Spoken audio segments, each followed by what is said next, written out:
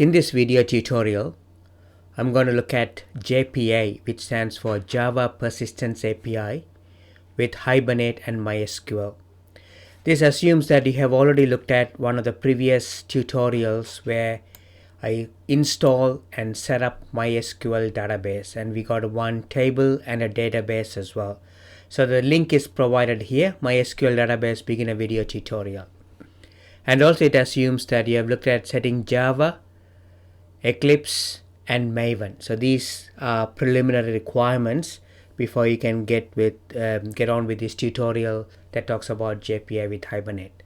So before we look at the Java tutorial, let's have a look at the MySQL database. So I've opened DOS console and I need to run the environment setup, that cmd command, so that my MySQL home gets set up.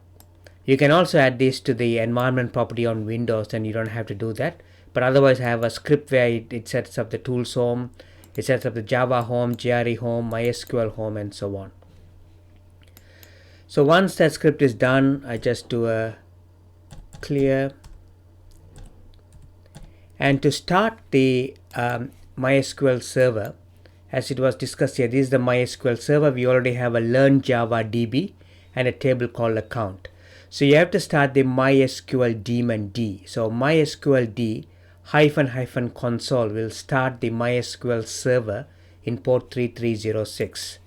So I do MySQL D, which is D for daemon, -- console should start the server. So once that is starting, I will open another DOS command and write a client. See, it shows here 3306, it's running on that. So if I click cmd here and open another one,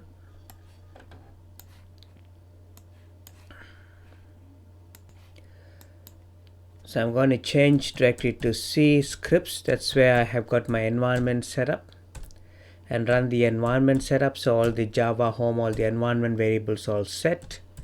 Clear screen to CLS to clear the screen. And here what we need to run is the client. Because I'm running on the same server, I don't have to put the host or the port number or anything. Everything is running on my laptop. The client that is going to connect to the MySQL server is MySQL. I've already set up the user called user123 and -p for the password, and these all covered in detail in getting started with the MySQL database tutorial. So I go to my client and then I say MySQL -u for the user. I've already set up the user123 -p for the password, and the password we have set up is pwd123, and you get the MySQL prompt. So here, if you want to see all the databases, I can say show databases, and you got to end with a semicolon. So it shows these are the databases. These all came with the installation. Learn Java DB is the database that I created in the previous tutorial. And if I want to use this database, I say use learn Java DB. Now it will switch to that database. Now I can show all the tables in here. So if I say show tables, this should show all the tables in the database. I have only created one table called account. So if I want to see what the structure of that table is, I can say describe account. It shows we got 4 fields: ID, name and balance. ID and name are of varchar 30 and 50 respectively, and balance is of float. In hindsight, I should have created this with either double, but anyway, this is a simple tutorial. So balance, I've set it up as float.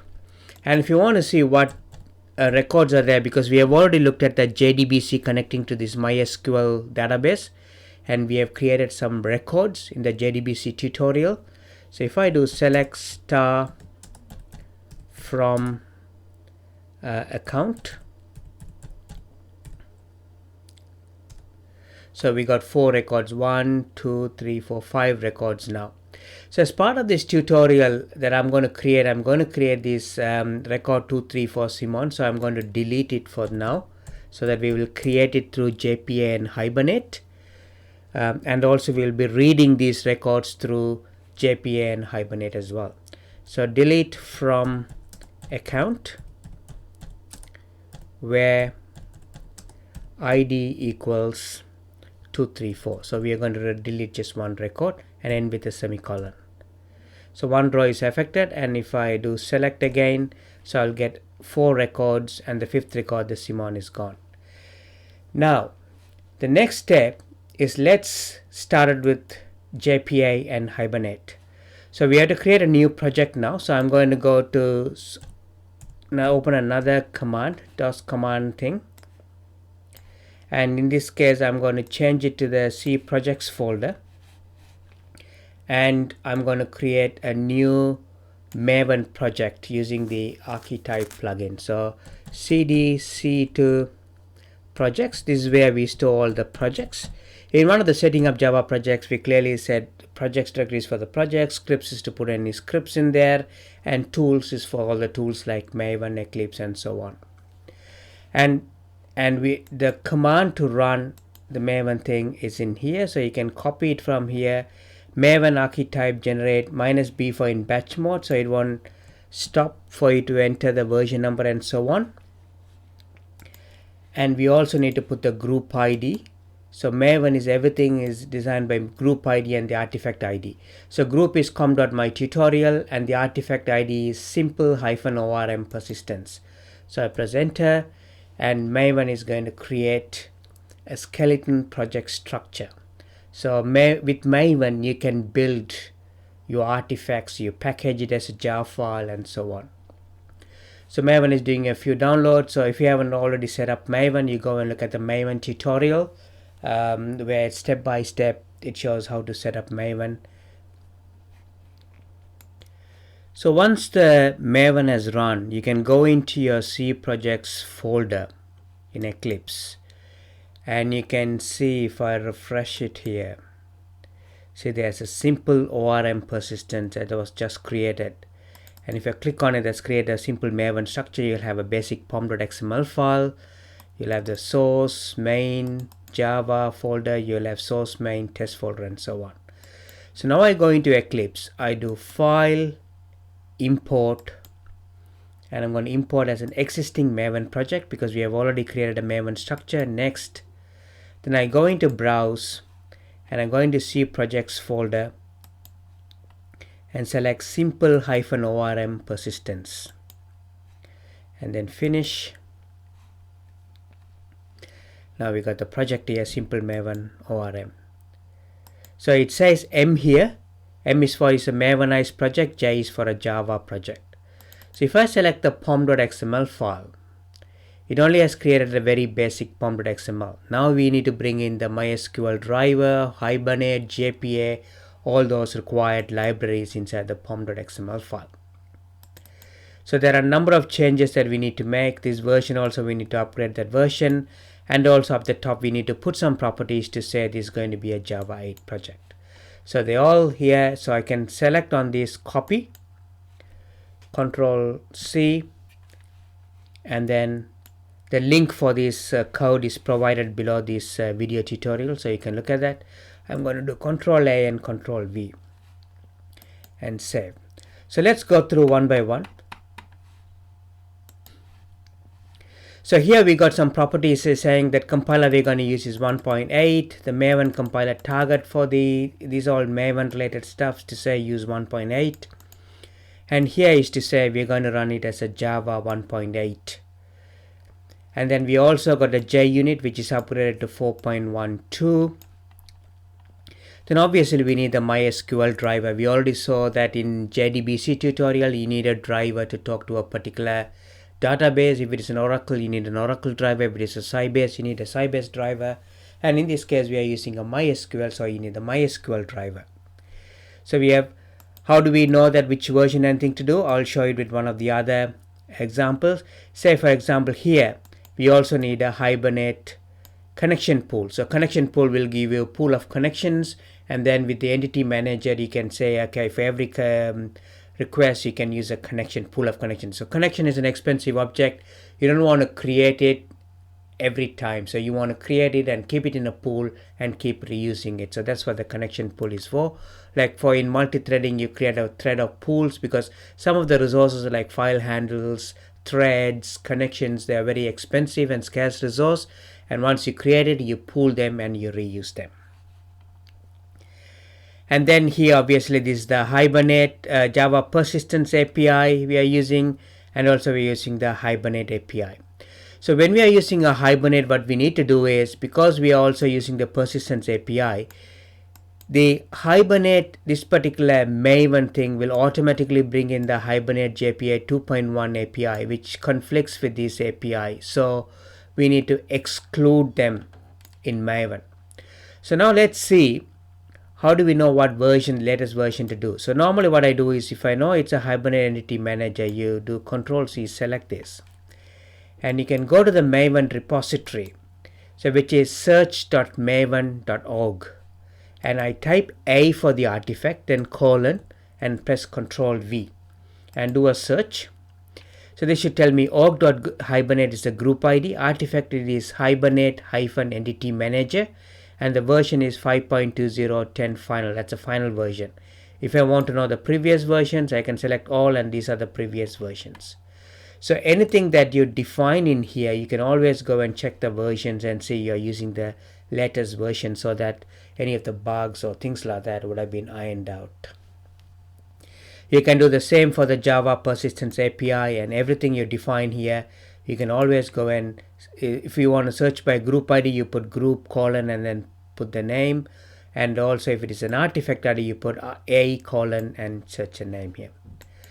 So now we got the pom.xml file sorted. So what we have after that is a shared plugin. Shared plugin is to create an Uber jar. Is basically you can package all your third-party libraries and the code you are writing into one big jar file. So this is an alternative to creating a WAR file or whatever. So because normally you can't have a jar within a jar. So what this shared plugin does is unwraps all the third-party library jars, takes all the packages, and looks at your project, and whatever you define in your own project packages, look at them and put them all into just one jar file. So you will have different packages, and within those packages you will have all the artifacts. So once you have done that, you will see that still it is showing here as J2AC 1.5. So what you need to do is you select the project, because the POM file hasn't been refreshed or read in here. So what you need to do is right click on it and click on Maven, and then click on update project. So you update this particular project, and you will see the Maven is running now. See, it's changed to 1.8. So not only this one changed to 1.8, and also if you look into the Maven dependencies, you will see all those dependencies have been brought in. Here's our Hibernate Entity Manager 520 final jar, that's what we mentioned. And also there should be a API document as well. So there's Persistence API here 1.02. And because we have already excluded the Persistence Hibernate JPA Persistence API, that Hibernate request will bring in. And Hibernate uses Java Assist and other libraries, so it has gone and brought in whatever it requires to operate. So now we got all our jar files and dependencies sorted out. Now we are ready to start with the JPA configuration file. So what we need to do is, as a next step, we need to create this persistence.xml file. And that needs to be in the source main resources folder under meta-inf. So what I'm going to do is I'm going to do copy here, Control-C, and I'm going back to my Eclipse. There's no source main resources folder created. So what I do is select the project, right click on it, source, no, I think you need to do build path and create a new source folder. So you right click on it, new, and then source folder, and that source folder is going to call source/main/resources, and this will be in the class path. So if you create it as a source folder, it goes into the class path. So that will be in the class path. So if you want to see what's in the class path, you right click on the project, click on properties and Java build path, and if you go into the source you can see what's in the Java source. So this project name source main Java is in the class path, source main resources is in the class path, and source test Java is in the class path. These are the things in the class path, and when you compile it they will go into target classes folder. So these are the .java files and this is where the .class files will go in. And also you can see the projects and the libraries. You can also look at the libraries here. These are the libraries we're going to use, and also this is the Java 1.8 we're going to use. So once that's done, we're going to create a meta in folder, because the persistence.xml file, which is a JPA file, JPA is going to use this, and we have to put that in the meta in folder. So we go source new, we're going to create a folder here, new folder, and this folder will go inside. This is called meta-inf, meta-inf, and just finish. And I'm going to create a new file here. Right click on meta-inf, new, and file, and it is going to be called persistence.xml.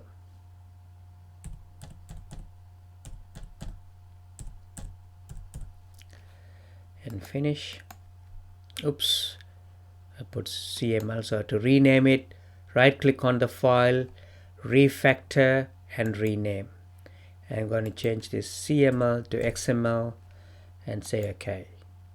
Then I do Control V because I've already copied the file, and I'm going to save it. Let's look at this file now.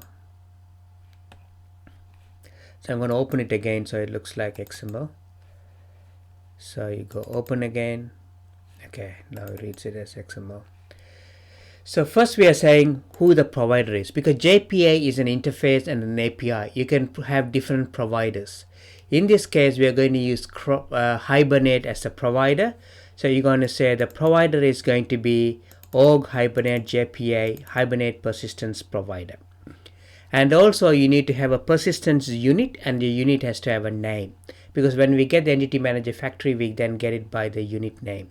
So this is going to call the JPA-example. You can give whatever name you like, but in this case we are calling it JPA-example. So once you have set up the persistence unit, inside that you're going to say who the provider is, and then we need to know how to connect to the MySQL database. So we already have a MySQL database running here. So it's a local host and on port number 3306. So similar to the way that we did for the JDBC, how to connect, so we need to give it the required properties. So in this case, we are saying JavaX represents the JDBC URL. It is going to be JDBC:MySQL, because we are using MySQL database. So if it is an Oracle or Sybase, it will be different. Then local host, because this is the machine that MySQL server is running. 3306 is the port number where the server is running, and learn Java DB is the database that we created. So we saw earlier in the show databases is called the learn Java DB. Obviously we get to give the username and the password. So we created is user123 and the password is pwd123.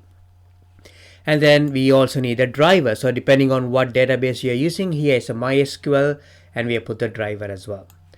Now this is a very important feature. The hibernate.showSQL is a feature for debugging, because Hibernate under the covers, when you map an object and then you tell Hibernate to save this to a database or whatever, under the covers Hibernate is going to create all the insert statement or select statement or whatever, depending on what type of CRUD operation is going to perform. And it's always for tuning purpose or for understanding what's happening under the covers. If we say true, Hibernate is going to print the actual SQL, is going to execute it on your behalf. So with Hibernate, or Hibernate is an ORM tool, object relational mapping tool, you don't have to write any SQL, and Hibernate is responsible for it. So you tell an object and you annotate that and you map your object attributes to the database columns, and Hibernate will take care of generating the SQL for you.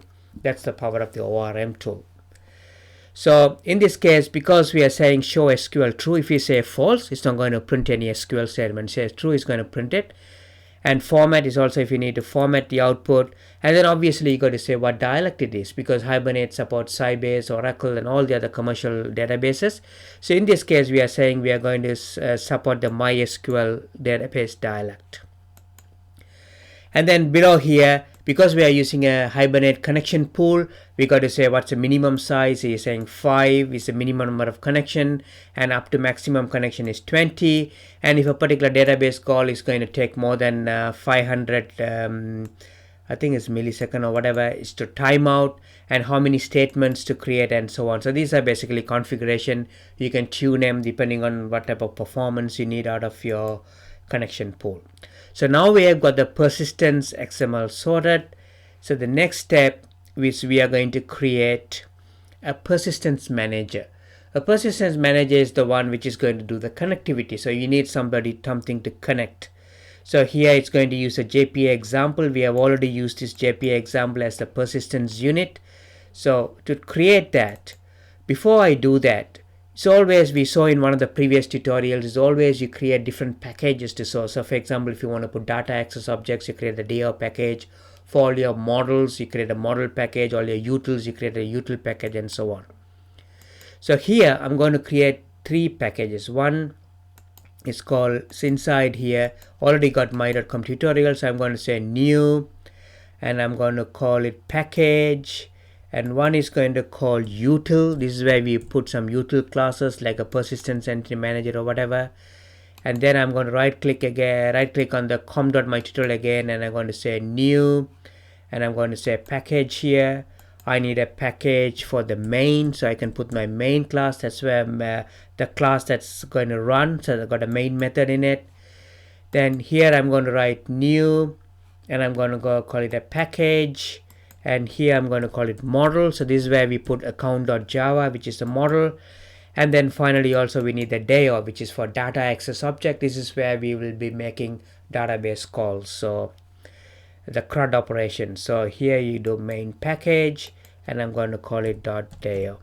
So we got all the packages nicely organized for different, and now I'm going to copy this, and we're going to create the Java persistence manager. This is a singleton enum class, so I'm going to do Control C, and I'm going to go here. This is going to go into util. I'm going to right click on it and new, and I'm going to not create a class, I'm going to create an enum. This is like a singleton. This is a very simple tutorial, so I'm going to, and this is called the persistence manager.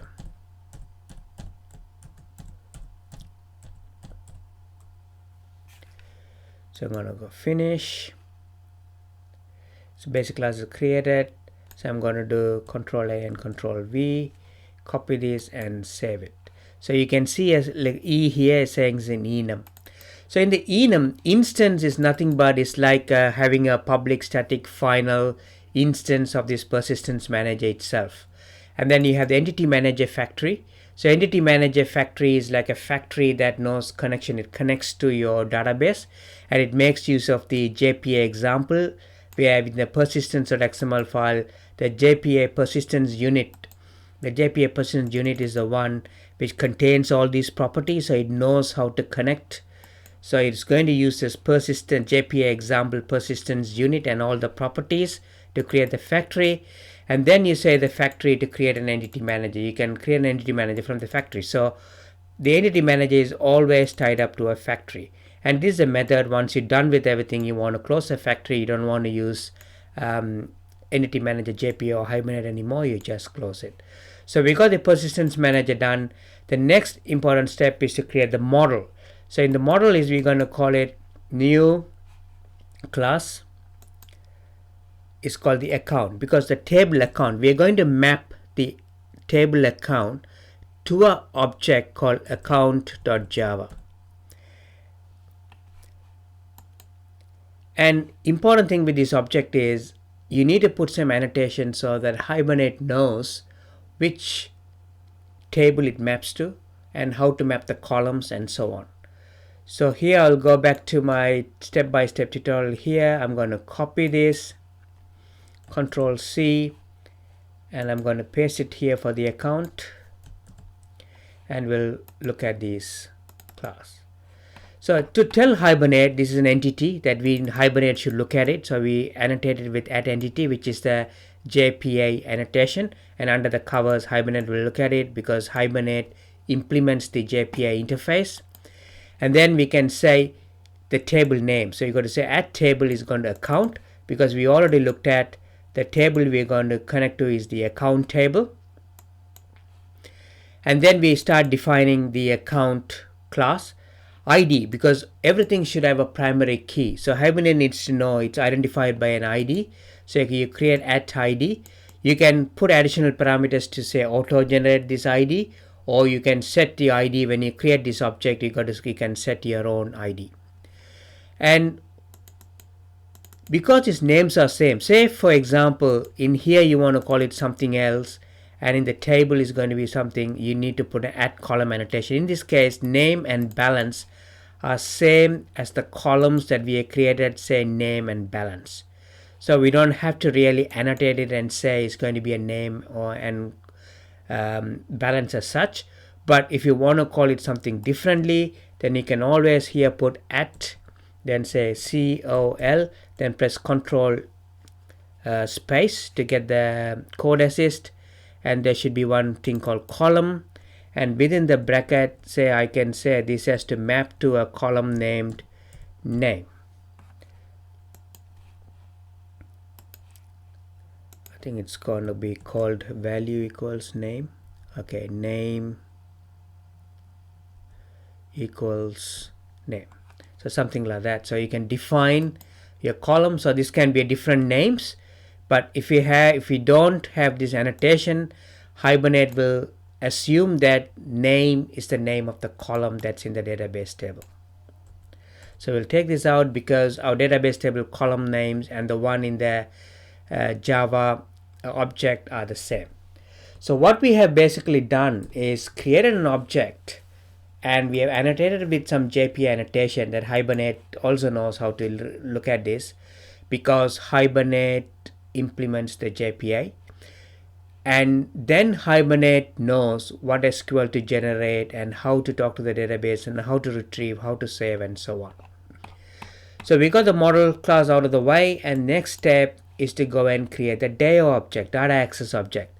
So DAO, basically you code to interface. So you first define an interface, and we need two methods. Here we're going to write two methods. One is get accounts. That's so that we can get all the accounts that are in the database, all these accounts here. And the next method is to save account. So we'll create a new object, and then we'll tell Hibernate, give it to Hibernate Entity Manager and say save this into the database, and we will see that record gets entered into the database. So now, if we go into here, I'm going to copy this, Control C. Then we already have a DAO package created to save all the DAO classes. So I do right click on the DAO. New, in this case, is called an interface. I'm going to call it account DAO. So finish this. I'm going to paste that whatever we copied. We got two interfaces. Now we need to create an implementation that implements this interface. So you create file, new class. I'm going to call it account DAO impl, and here in the interfaces I can go add and say I want to implement the account DAO. So account DAO is the interface and this is the implementation, and then go finish. Now you will see automatically it created the skeleton methods because it knows it implementing the account DAO. It knows the signature, so automatically says okay, I'll give you the skeleton implementation. It's overriding the interface, and then say you go and fill whatever you want to do with it. Because we already know that here, so I'm going to do Control A and Control V.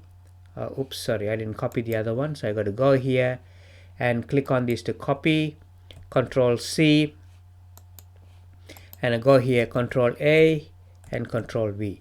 So we have already now implemented the account DAO. So let's see what we have implemented here. So to get the accounts, what we are doing it is from the util class we already created persistence manager.instance. That's the one which look at the instance, because basically create a single instance of this persistence manager. and then we are saying to the instance get the entity manager. So there's the person manager got a method called get entity manager that look at the factory and it creates an instance for you. The factory is created via the persistence.xml file which got the persistence unit of JPA example. So once you get the entity manager, then you create a thing called create query. So because in this case you're going to create a table, account table, and say give me everything that's in the table. So this is not a really an SQL. So this is called the ORM query language. So it's a bit like an SQL. So you're saying select everything from account. So account is A. So it says give me the whole object of A, which is the account. So what Hibernate is going to do is it's going to read this. And we already said this account is mapped to our this account.java here. So it's going to automatically read it. So in the JDBC example is cumbersome. We did the reading and then we read one value at a time and then create an instance of an object and set one value one by one. Here what you do is you write this entity manager, you create query and say what type of query you want, which is a Hibernate query language, and it will automatically take this and map to the object of type A account. And then you say get a query list, it will give you a list of accounts. So automatically when this result is returned, you will get all these 4 entries mapped to the account.java object with all these attributes, get ID, name and balance already set, and you will just return a list of objects. That's why it's called the object to relational mapping, because you're looking at the relational database, taking all the values, and Hibernate is mapping that because it got these annotations, it knows what column to look at and all those stuff, and it's mapping it and giving you the results straight away. And in the other way around, if you want to create a new object, all you do is you create an object in the Java layer and then you pass it to you create the entity manager same as here, and then you create the transaction because you need to run normally things in a transactional context. So you get a transaction and begin the transaction here. This extra semicolon is not required. Then you say persist. Persist is going to write to the database actually. So Hibernate is going to write the insert query for you. And then you say commit. Your transaction is committed. And then return true is to say that record has been saved. So now finally what we need to do is we need to write the main class that's going to use this get accounts and save account method. So we go here, look at this main method, JP example, which got a main method which makes use of the DAO. So I copy this, Control C, and I'm going to go to this, enter the main package. So where's the main package? Let's close this. Here's the main package. Right click, new class, and this is going to be called JPA example.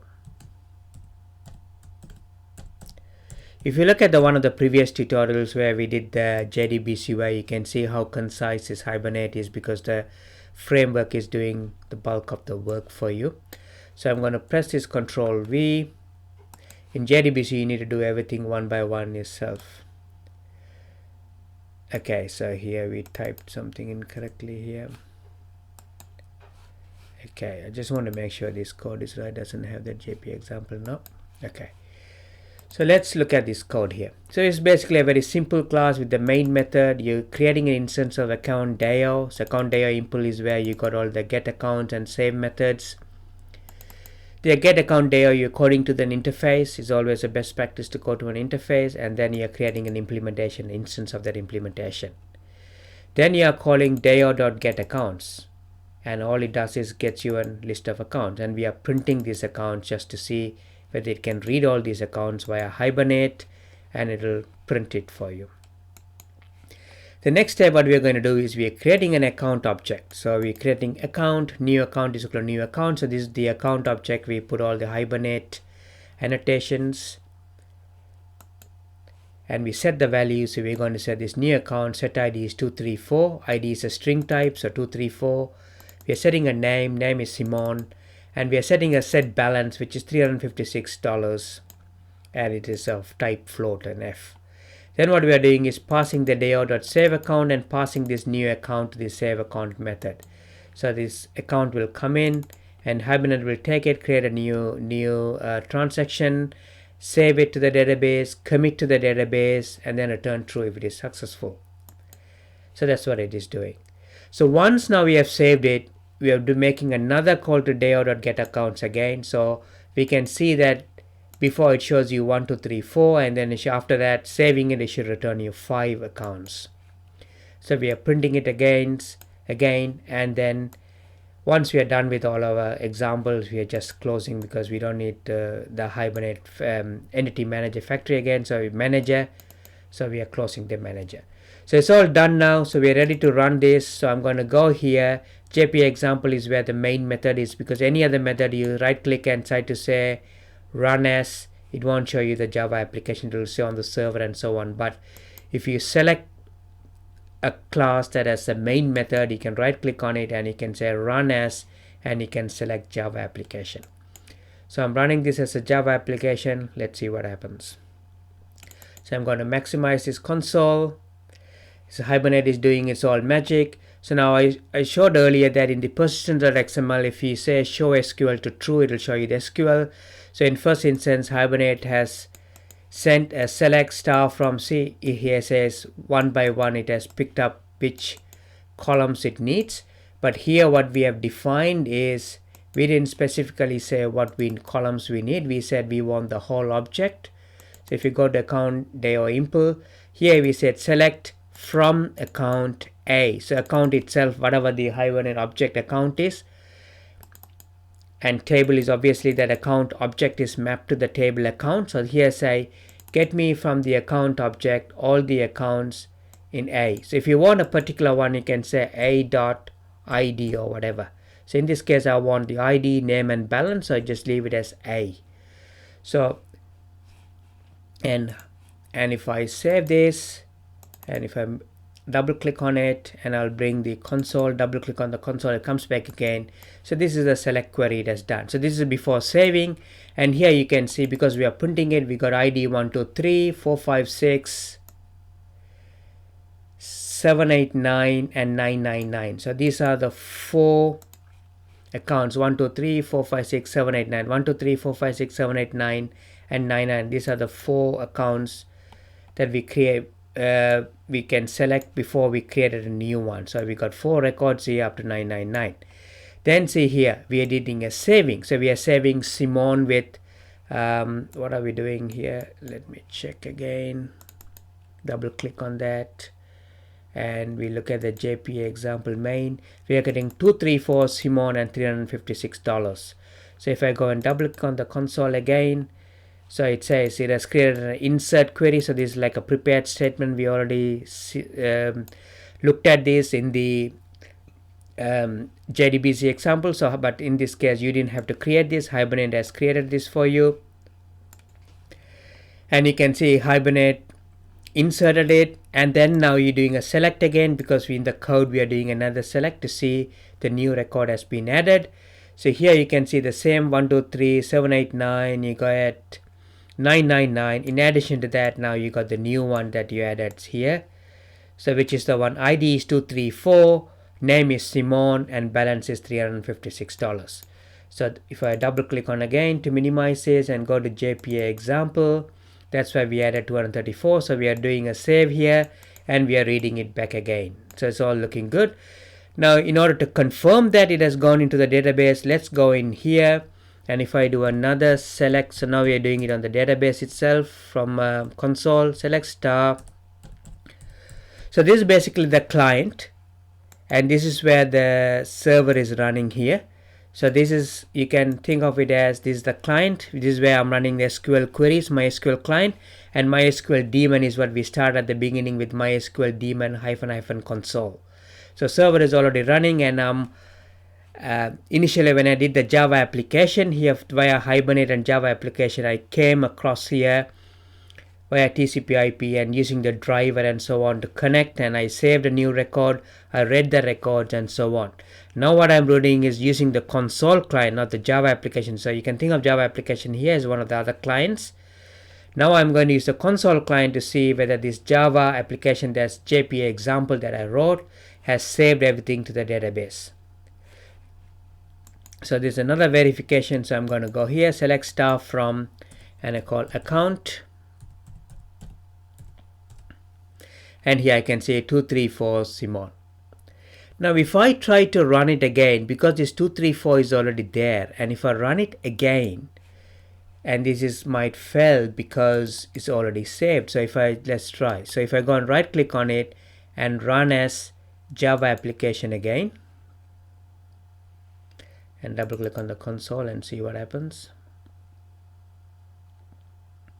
Okay, so it has tried to insert it again. It's already there. It wouldn't create a new record, obviously, because it's using that as an ID. No, it has created. Okay, it has created two. Okay, so the reason it has created another record with the same ID is because when I set up the database, I did not define ID as the primary key. So even though in Hibernate I'm saying ID is the ID to use ID as the identifier, but on the database side I haven't put any constraints or restrictions to say not to allow multiple IDs with the same ID.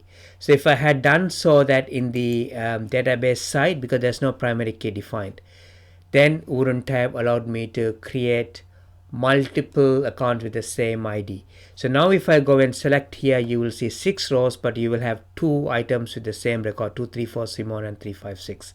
So if I do this here, see now I've got 6 records, 234, both are Simon and 356. So this is one of the caveats. So when you design databases, it's very important you put your constraints. So this ID should have been a primary key. So now I can run any number of times. It's going to keep on creating new records one after the other. But if I had created the ID as the primary key, then you will get an error saying that unique constraints violated or primary key constraint violated. So that's all for this. So what we have done is we have created a very simple Java application.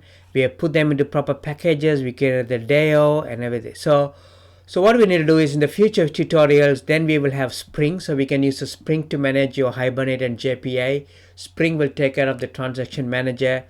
And then in a typical Java application, what you will be doing is you will be having RESTful web services. We have already done some tutorials on RESTful web service. And in future tutorial, I'm going to putting it all together kind of tutorial where you start with the RESTful web service. Then RESTful web service layer will call the DAO layer.